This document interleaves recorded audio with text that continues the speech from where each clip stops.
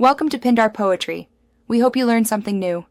You start by confirming the host's internet is functional and any VPN or proxy is disabled so NAT can work.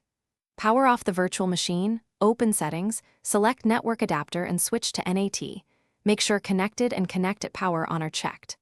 Once done, verify the VMware NAT service, VNetNet, and DHCP are running on the host.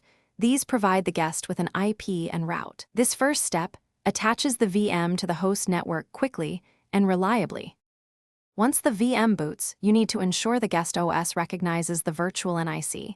You'll see it in Network Connections or IP link. Make the guest request DHCP. In Windows, run ipconfig/renew, and in Linux, run sudo dhclient or use the GUI Network Manager. This gets an IP, gateway, and DNS from the host.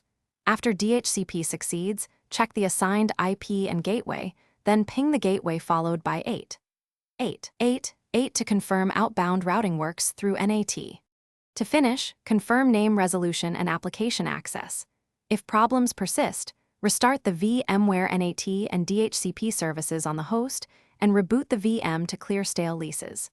Make sure the host firewall or VPN is not blocking VNet processes. Temporarily disable them to test. If corporate policies block NAT, switch the VM to bridged mode as an alternative, but make sure you understand IP exposure. Key troubleshooting tip: collect ipconfig or IP-adder output from the guest and the host's VNet adapter before changing settings. Thanks for watching. Consider subscribing if we helped you.